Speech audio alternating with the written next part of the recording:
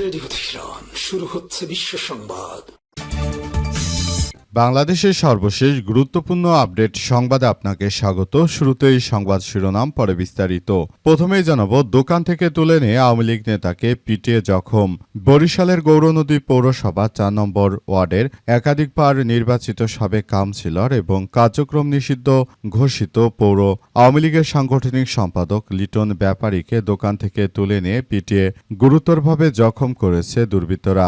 সন্ধ্যায় গৌরনদী বন্দরের একটি মিষ্টির দোকান থেকে তাকে কৌশলে তুলে নিয়ে এই হামলা চালানো হয়। পরে স্থানীয় বাসিন্দারা তাকে মুমূর্ষ অবস্থায় উদ্ধার করে প্রথমে গৌরনদী উপজেলা স্বাস্থ্য কমপ্লেক্সে নিয়ে যান। সেখানে অবস্থার অবনতি হলে রাতে তাকে তাৎক্ষণিকভাবে বরিশাল শের-ই-বাংলা মেডিকেল কলেজ বা সেবাসিম হাসপাতালে ভর্তি করা হয়। এদিকে মিরপুরে মুসল্লিদের সঙ্গে বিরোধী দল নেতার কুশল বিনিময়। রাজধানীর মিরপুরে কাফরুলে নিজ নির্বাচনী এলাকার মসজিদে পবিত্র জুমার নামাজ আদায় করে সবার সঙ্গে কুশল বিনিময় করেছেন গতকাল বাংলাদেশ জামাত ইসলামের আমির ডাক্তার শফিকুর রহমান। আজ বিষয়টি সংবাদ মাধ্যমে প্রকাশ পেয়েছে। এদিকে টকশোতে অনেকেই ফ্যাসিস্ট হাসিনার পক্ষে ছাপাই গাড় চেষ্টা করছে বললেন রুহুল কবির রিজভী। বিএনপি সিনিয়র যুগ্ম মহাসচিব অ্যাডভোকেট রুহুল কবির রিজভী আহমেদ জানিয়েছেন যে টকশোর নামে যারা ফ্যাসিস্ট শেখ হাসিনার ছাপাই গাড় চেষ্টা করছে তাদেরকে ভুলে গেলে চলবে না যে আপনারা আসলে একটি স্বৈরাচারের তোষমত করছেন। অবশ্যই এর জন্য আপনাদেরকেও আইনগত প্রক্রিয়ার মধ্য দিয়ে নিয়ে আসা হবে বলে এমন হুঁশিয়ারি দিয়েছেন রুহুল কবির রিজভী। তিনি বলেছেন যে এটা আসলে কোনোভাবেই মেনে নেওয়া যায় না। আমরা বিষয়গুলো নিয়ে খুবই গুরুত্ব সহকারে কার্যক্রম চালিয়ে যাচ্ছি।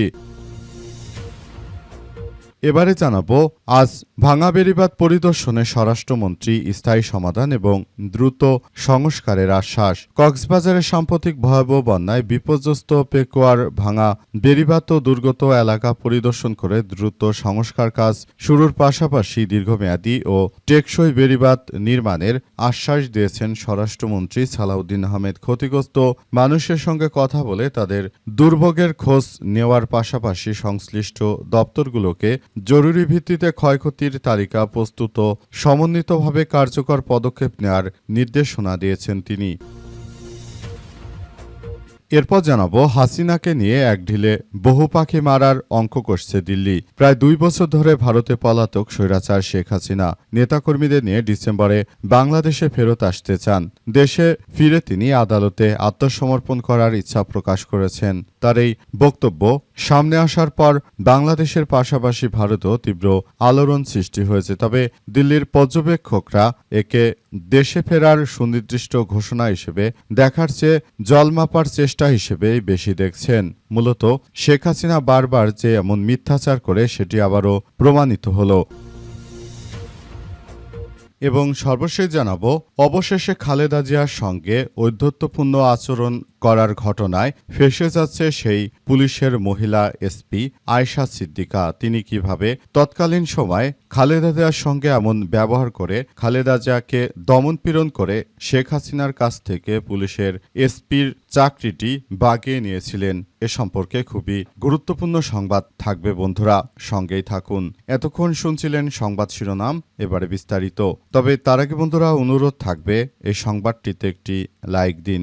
এই চ্যানেলে আপনি নতুন হয়ে থাকলে আমাদের সংবাদটি দেখতে দেখতে চ্যানেলটি সাবস্ক্রাইব করে রাখুন। কমেন্ট করে বন্ধুরা আপনার মূল্যবান মতামত জানিয়ে দিন আপনি বিশ্বের কোন দেশ থেকে বা বাংলাদেশের কোন স্থান থেকে আমাদের সংবাদটি দেখছেন এবং শুনছেন।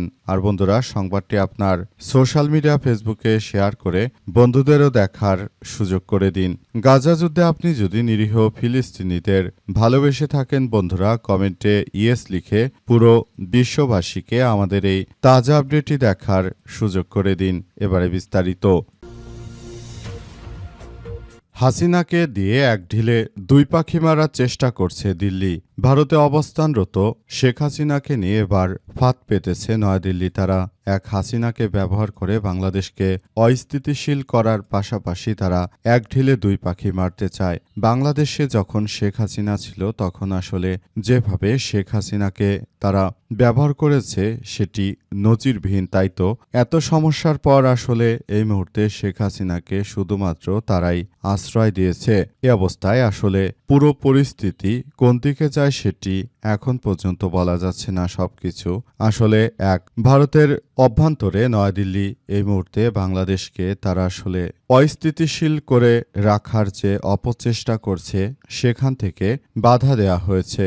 বিষয়গুলো আসলে সবার জন্য অত্যন্ত দুঃখজনক ব্যাপার। এই মুহূর্তে শেষ পরিস্থিতি আসলে কোন দিকে যাচ্ছে সেটি এখন পর্যন্ত বলা যাচ্ছে না। সবকিছু খুব খারাপ আকার ধারণ করেছে। দেখা যাক পরিস্থিতি ভারত আসলে কোন দিকে নিয়ে যায়, শেষ পর্যন্ত কি হতে চলেছে। শেখ হাসিনাকেই দিয়ে তারা আর কতটা বাংলাদেশকে অস্থিতিশীল করে সেটি এখন দেখার বিষয়।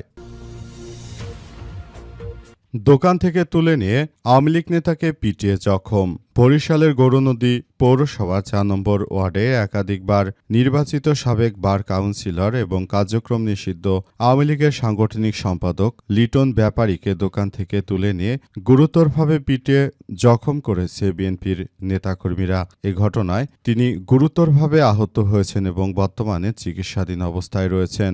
অনেকেই বলাবলি করছে যে বর্তমান সময়ে যে ধরনের কার্যক্রম শুরু হয়েছে তাতে করে বিএনপির নেতাকর্মীদের হাতে প্রতিনিয়ত এমনভাবে বেদম প্রহর করা হচ্ছে যেটা আসলে বলার ভাষা রাখে না। সবাইকে খুব বেশি হতাশার মধ্যে ফেলে দিয়েছে। আসলে নতুন করে দেশে যে ধরনের সন্ত্রাসী কার্যক্রম শুরু হয়েছে সেটা কোনোভাবেই মেনে নিয়ে যায় না। আসলে সারা দেশ জুড়ে এই ধরনের সন্ত্রাসী ধ্বংসাত্মক কার্যক্রম সবার জন্য এক ভয়াবহ বিপর্যয়কর পরিস্থিতির দিকে ঠেলে দিচ্ছে। পুরো রাষ্ট্রটি একরকম অরাজক পরিস্থিতির মধ্যে পড়ে গেছে অবস্থায়। শেষ পর্যন্ত পরিস্থিতি কোন দিকে যাবে সেটি এখন পর্যন্ত বলা যাচ্ছে না। সবাই যার যার জায়গা থেকে পরিস্থিতি মোকাবেলার চেষ্টা করছে, কিন্তু শেষ পর্যন্ত বিষয়গুলো আসলে কোন দিকে যাবে সেটি এখন পর্যন্ত বোঝা যাচ্ছে না। পুরো পরিস্থিতি এখন বিএনপির নিয়ন্ত্রণে থাকায় আওয়ামী লীগের নেতাকর্মীরা চরম বেহাল দশায় পড়েছে। ভাঙা বেড়িবাঁধ পরিদর্শনে স্বরাষ্ট্রমন্ত্রী স্থায়ী সমাধান ও দ্রুত সংস্কারের আশ্বাস। কক্সবাজারের সাম্প্রতিক ভয়াবহ বন্যায় বিধ্বস্ত পেকুয়ার ভাঙা বেড়িবাঁধ ও দুর্গত এলাকা পরিদর্শন করে দ্রুত সংস্কার কাজ শুরুর পাশাপাশি দীর্ঘমেয়াদী ও টেকসই বেড়িবাঁধ নির্মাণের আশ্বাস দিয়েছেন স্বরাষ্ট্রমন্ত্রী সালাউদ্দিন আহমেদ। ক্ষতিগ্রস্ত মানুষের সঙ্গে কথা বলে তাদের দুর্ভোগের খোঁজ নেওয়ার পাশাপাশি সংশ্লিষ্ট দপ্তরগুলোকে জরুরি ভিত্তিতে ক্ষয়ক্ষতি তালিকা প্রস্তুত ও সমন্বিতভাবে কার্যকর পদক্ষেপ নেয়ার নির্দেশনা দিয়েছেন তিনি। আজ তিনি উপজেলা মেহেরনামা উজানটিয়া ও বন্যায় সবচেয়ে ক্ষতিগ্রস্ত এলাকা ঘুরে ঘুরে তিনি এসব কথাই আমাদেরকে স্পষ্ট করেছেন। তিনি আরও জানিয়েছেন যে আমি যথাযথ সময়ে এখানে উপস্থিত হতে পারিনি, সুতরাং আমি আপনাদের কাছে ক্ষমা প্রার্থী। এ সময় স্বরাষ্ট্রমন্ত্রী সালাউদ্দিন আহমেদ আরও জানিয়েছেন যে আসলে বিষয়গুলো আমাদের সবার জন্য খুবই গুরুত্বপূর্ণ কার্যক্রম চালিয়ে যাওয়া হচ্ছে। এ অবস্থায় শেষ পর্যন্ত বিষয় কোন দিকে যাচ্ছে সেটি এখন পর্যন্ত বোঝা যাচ্ছে না। পুরো পরিস্থিতি খুবই অসন্তোষজনকভাবে এগিয়ে যাচ্ছে। আসলে বিষয়গুলো আমাদের সবার জন্য অনেক বেশি সমস্যার সৃষ্টি হচ্ছে। আসলে এই বিষয়গুলো নিয়েই আমরা একসঙ্গে এগিয়ে যেতে চাই বলে জানিয়েছেন তিনি। স্বরাষ্ট্রমন্ত্রী আরও জানিয়েছেন যে আমরা বিষয়গুলো অত্যন্ত গুরুত্ব সহকারে দেখভাল করছি। এটি আমাদের জন্য অত্যন্ত গুরুত্বপূর্ণ এবং এটি আরও বেশি সতর্ক কার্যক্রম আসলে চালিয়ে যাওয়ার ব্যাপারগুলো বলা হচ্ছে।